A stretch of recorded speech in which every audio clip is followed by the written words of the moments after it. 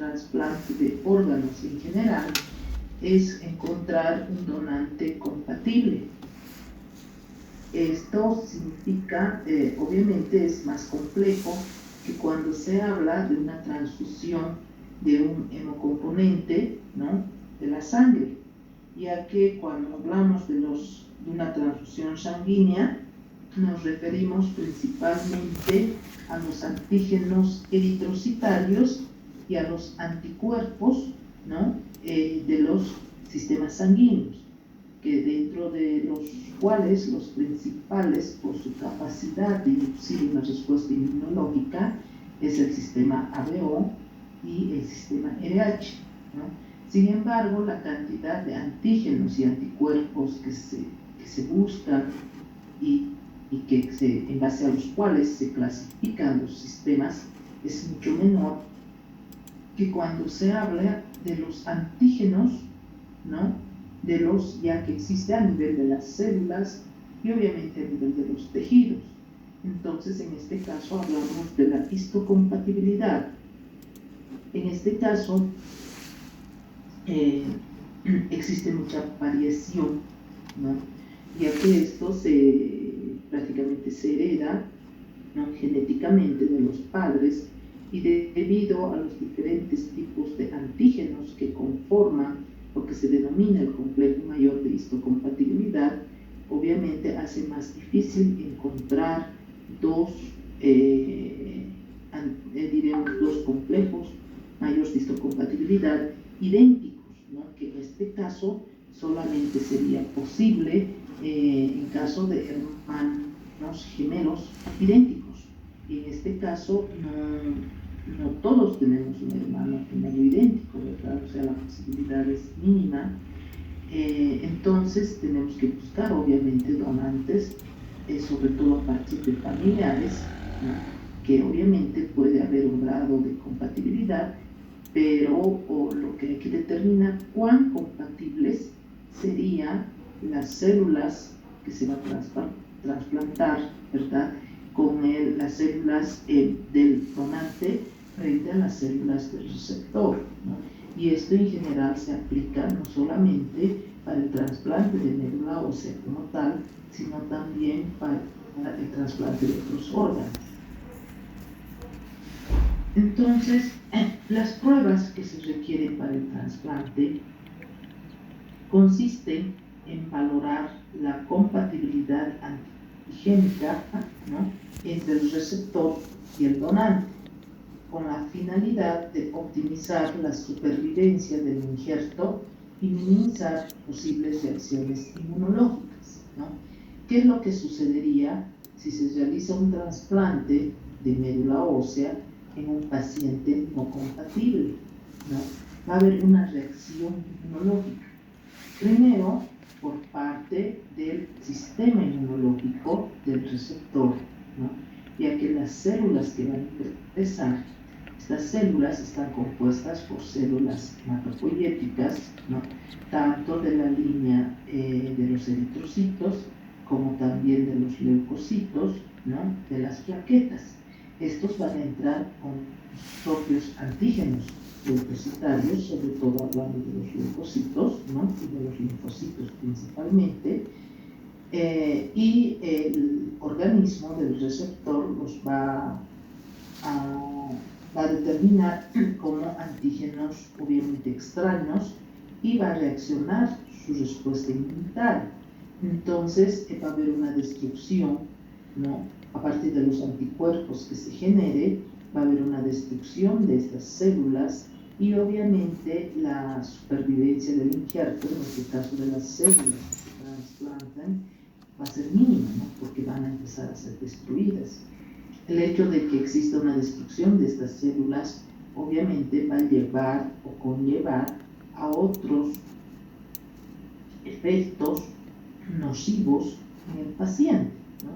Además hay que considerar que el paciente, este tipo de pacientes que van a recibir un trasplante de médula ósea son pacientes muy, muy delicados, ¿no?, como los que ya hemos visto en la teoría el tema de trasplante de médula ósea, ¿verdad?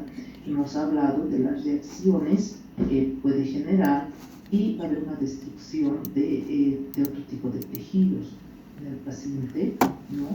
Además son pacientes inmunodeprimidos porque antes de recibir el trasplante de médula ósea, estos pacientes son sometidos a cierto tipo de procedimientos, ¿no? Procedimientos que son de acondicionamiento, que se denominan así, cuando existe una destrucción de sus células malignas, ¿no? De manera que se genera una aplasia medular, ¿no? Entonces, cualquier cosa puede resultar nociva en ese momento para el paciente. Por otro lado, los linfocitos que van a ingresar también con sus propios antígenos, si es que no son compatibles, estos linfocitos también van a generar otra respuesta inmunológica, ¿no? Dentro del paciente, y estos van a ir a atacar otro tipo de células, tejidos. Como consecuencia va a haber una destrucción no solamente intravascular, sino también de tejidos y órganos, por ejemplo, la piel, el aparato gastrointestinal, el hígado, entre otros, ¿no? Y eso puede llevar, obviamente, a la muerte del paciente, ¿no? En vez de salvarle la vida, vamos a acelerar su muerte, ¿no? Entonces son procedimientos delicados, ya que hay que realizarlos con mucho cuidado y que obviamente en los centros especializados, ¿no? Para realizar este tipo de trasplantes, etc., son centros de cuarto nivel, que lamentablemente no tenemos en Ecuador, ni siquiera en Bolivia, para realizar los trasplantes, ¿ya? En La Paz se realizan los trasplantes más que todo de riñón, ¿no? Con mucho éxito, por cierto. En cuanto al trasplante de médula ósea, existe un centro oncohematológico también en La Paz, donde se ha iniciado hace algunos años atrás, hace unos 2 o 3 años recién, con el trasplante de médula ósea de tipo autólogo. Es decir, se les trasplantan su propia médula ósea al mismo paciente. Y esto obviamente está limitado solamente a ciertas situaciones, es decir, a cierto tipo de patologías, ¿no? No es que se pueda aplicar un trasplante autólogo a todos los pacientes, ¿no? Con cualquier tipo de patología. Existen ciertas indicaciones y que obviamente en los trasplantes de tipo autólogo las reacciones, ¿no? De rechazo al injerto, que se denominan así, son mínimas. Estamos colocando sus propias células.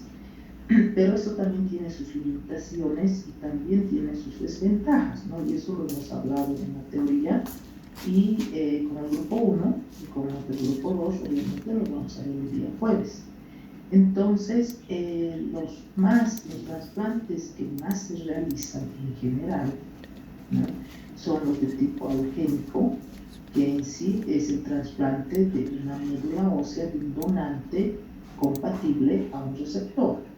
No estamos hablando de que sean precisamente idénticos, ¿no? Eso es muy difícil, pero de que sean compatibles, ¿ya? Entonces, para realizar un trasplante de médula ósea, es necesario realizar cierto tipo de pruebas, ¿no? Antes de decidir si se va a realizar el trasplante y determinar si el paciente, ¿no? Si el receptor está listo para recibir ese trasplante, ¿no? Existe una serie de requisitos. Entonces, dentro de las pruebas que realizamos, son particularmente estos 4 tipos de pruebas, ¿no? Primero, la determinación del grupo sanguíneo, ¿no? Es decir, del grupo sanguíneo ABO y factor RH, tanto en el donante como en el receptor. La tipificación de los antígenos HLA clase 1 y clase 2, que esto sería lo más importante, ¿no? Para determinar si son compatibles o no. Se realizan otro tipo de pruebas llamadas realización de pruebas cruzadas linfocitarias, ¿no? que vamos a ver en qué consiste, ¿no? El monitor anti-HLA, ¿no? Mediante un panel de linfocitos o antígenos HLA purificados, ¿no? Entonces también vamos a ver esto, en qué momento se le debe realizar al paciente. Cuando hablamos de la determinación del grupo sanguíneo, ¿no? AB o RH, ¿no? Estamos hablando de la tipificación. Pues esto ya lo hemos visto en la unidad correspondiente, ¿no? Sabemos que el sistema sanguíneo presenta ya sea al antígeno A o al antígeno B, ¿no? Puede presentar ambos, no puede presentar. Estos antígenos no se presentan en los eritrocitos de todas las personas. Pero también pueden existir en otro tipo de células. Es decir, que no solamente se encuentran en los eritrocitos, sino se pueden encontrar también en los leucocitos, ¿no? En las plaquetas y otras células. De manera que es un requisito que tanto el donante como el receptor presenten, en resumen, el mismo grupo sanguíneo, ¿no? El mismo grupo sanguíneo o un grupo sanguíneo compatible, ¿no? Y también en cuanto al factor RH, ya que si no fueran compatibles, se va a dar obviamente una reacción, ¿no? Antígeno-anticuerpo, de manera que se va a empezar a destruir, en este caso, no solamente los eritrocitos, sino también los leucocitos, ¿no? Y en general las células que van a ser trasplantadas. Entonces es requisito que tanto el donante como el receptor presenten grupos sanguíneos y factor compatibles, ¿ya? En algunas circunstancias, cuando realmente es necesario el trasplante, cuando existe solamente un donante y cuando se realizan las pruebas de histocompatibilidad, son compatibles, se puede en algún momento considerar realizar un trasplante ya con diferentes grupos sanguíneos, dependiendo de qué grupo sanguíneo sea, ¿verdad? Eso hemos tocado también en el tema de transfusiones, ¿verdad? Que en algún momento se pueden transfundir, por ejemplo, eritrocitos, ¿no? De un donante, por ejemplo, universal como es el grupo O, al grupo A, al grupo B o al grupo AB, ¿verdad? O el caso contrario, ¿no?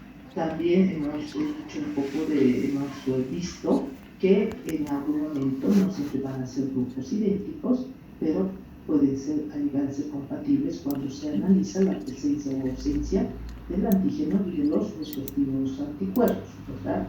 Entonces, si realmente es necesario, realmente no nos queda otro donante, etc., también se puede considerar ese tipo de situaciones con mucho cuidado y obviamente haciendo un seguimiento estricto al paciente, al receptor, ¿no? El que va a recibir el trasplante.